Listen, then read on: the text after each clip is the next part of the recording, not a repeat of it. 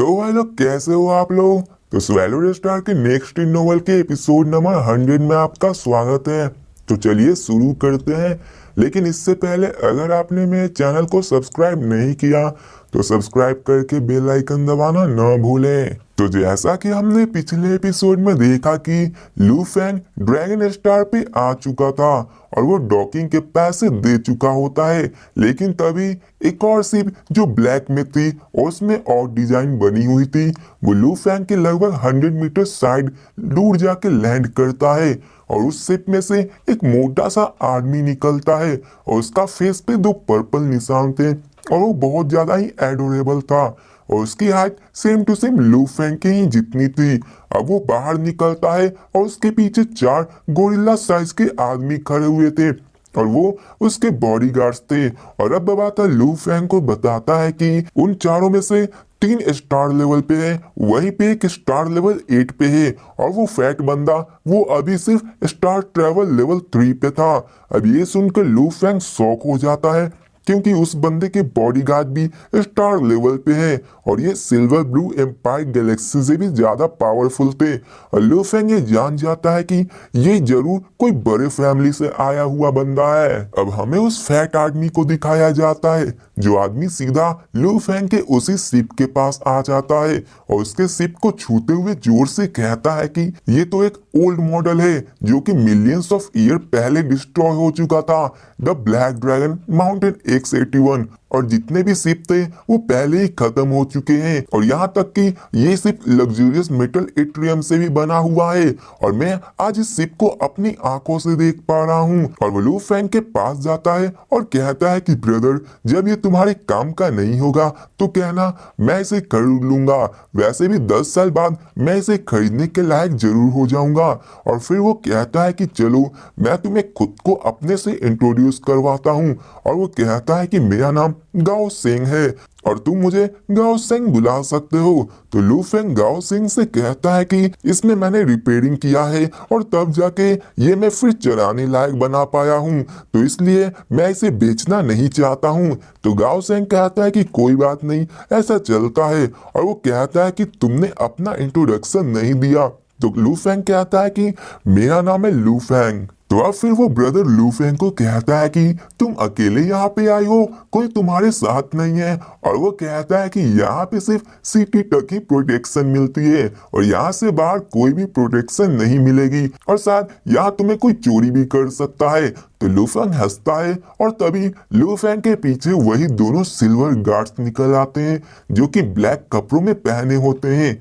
अब इसे देखकर गाओ सेंग पूरी तरह से हैरान होता है कि दो सिल्वर गार्ड्स है वहां पे और कहता है कि एक प्रोटेक्शन के लिए है तो दूसरा एनिमी को उलझाने के लिए और उसको लपेटने के लिए, और ये तो अपने साइज को भी बड़ा कर सकते हैं, इसलिए वो 100 एनिमी को भी आराम से संभाल सकते हैं। और वो कहता है कि ये तो बहुत ही सेफ हुआ। अब यहाँ पे गाओ सेंग लूफेंग से कहता है कि हमें साथ में चलना चाहिए, मेरे बॉडीगार्ड्स के रहते हुए तुम्हें कोई परेशान नहीं करेगा। अब लूफेंग भी स्माइल करता है और साथ में जाने लगता है और फिर लूफेंग और गाओ सेंग उड़कर जा रहे थे और उनके पीछे वही 4 बॉडीगार्ड्स भी थे और उन चारों ने अपने आर्मर को भी पहन लिया होता है। लूफेंग भी अपने क्लाउड कॉन्टेक्ट वाइज से अपने बॉडी को कवर कर लेता है। अब वो सभी उड़कर जा रहे थे और तभी गाओ सेंग लूफेंग से पूछता है कि तुम्हें ये शिप खरीदने और रिपेयर करने में कितना खर्चा लगा। अब वो शिप का दीवाना था इसलिए उसने ऐसा पूछा। तो लूफेंग इसके बारे में आइडिया नहीं होता है कि वो क्या कहे और वो बवाता से मन में पूछता है कि बताओ मैं इसके बारे में क्या करूं।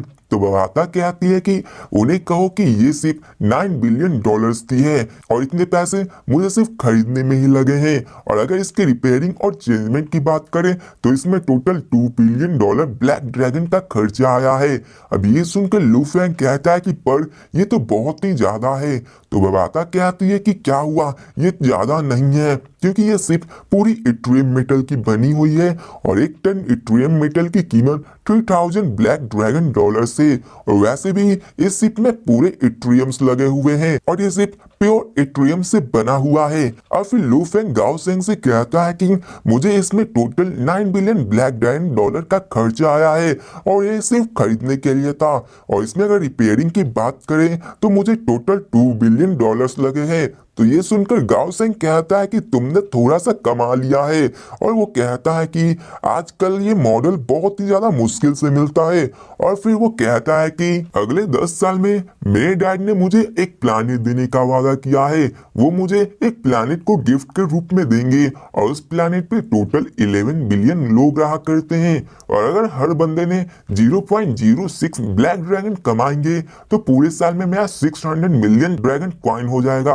और अगर हिसाब से लगाया जाए तो 200 बिलियन डॉलर्स हो जाएंगे। बस ये एक प्लैनेट से ही है, तो ये कोई छोटा बात नहीं है। अब इसे सुनकर लू फेंग स्माइल देता है, लेकिन वो अंदर ही अंदर शॉक हो जाता है कि इसने पूरे प्लैनेट को ही अपने नाम करा लिया है। और उस प्लैनेट पे भी 11 बिलियन लोग रहा करते थे, लेकिन वो इसके अंदर गुलामी करेंगे। अब यहाँ पे लू फेंग को अंदाजा हो जाता है कि रईसी किसे कहते हैं। और ये रईस लोग इतने ज्यादा होते हैं कि ये पूरे प्लैनेट को खरीदने की ताकत रखते हैं।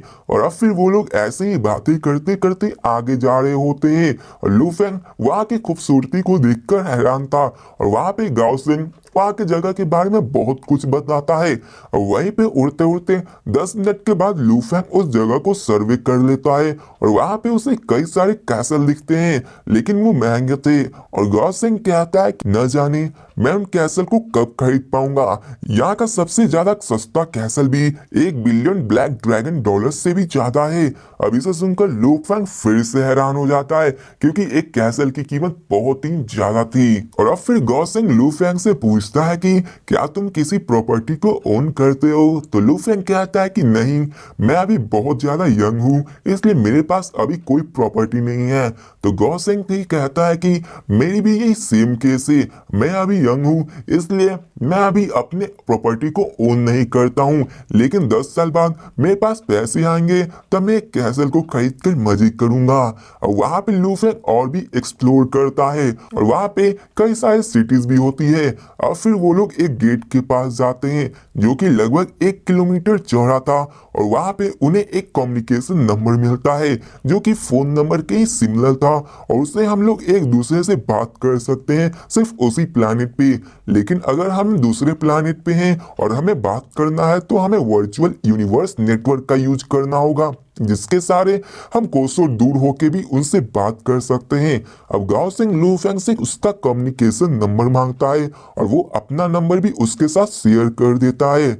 और फिर इसके बाद गाओ सेंग कहता है कि अभी मुझे कुछ एल्डर से मिलना है, इसलिए मुझे जाना पड़ेगा, तो मैं तुमसे बाद में बात करता हूँ। और वो कहता है कि रात में मैं तुम्हें डिनर का ट्रीट करूंगा, इसलिए तुम आना। अब यहाँ पे गाओ सेंग अपने दोस्तों को बना रहा था, क्योंकि वो जितना ज्यादा अपने दोस्तों को बनाएगा उतना ही ज्यादा अच्छा होगा। और यहाँ पे लू फेंग को भी उसने अपना दोस्त बनाना चाहा, और अभी के लिए उसे लू फेंग एक अच्छा बंदा दिखा और उसका स्टेटस हाई दिखा, क्योंकि उसके पास X-81 शिप थी और साथ में ब्लैक ड्रैगन भी थी, और उसके पास खुद की मोइन वॉइस भी थी। और फिर यहाँ पे वो लोग अलग अलग डायरेक्शन में चले जाते हैं, और इसके बाद लू फेंग सिटी की ओर निकल जाता है। वहां से सारी चीजें देखने लगता है, और वहां का सीन बहुत ही ज्यादा सुंदर था, और वहां की टेक्नोलॉजी भी अर्थ से कई गुना एडवांस थी, इसलिए वहां की टेक्नोलॉजी को देखकर लू फेंग आश्चर्यचकित हो रहा था।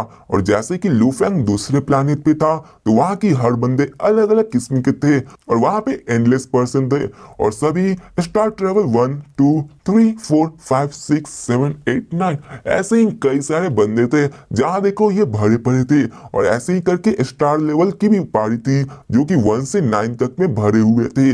और यहाँ पे सिर्फ देखने से ही लोगों को अंदाजा हो जाएगा कि यहाँ पे होंग और थंडर गॉड से भी पावरफुल बंदे एग्जिस्ट करते हैं।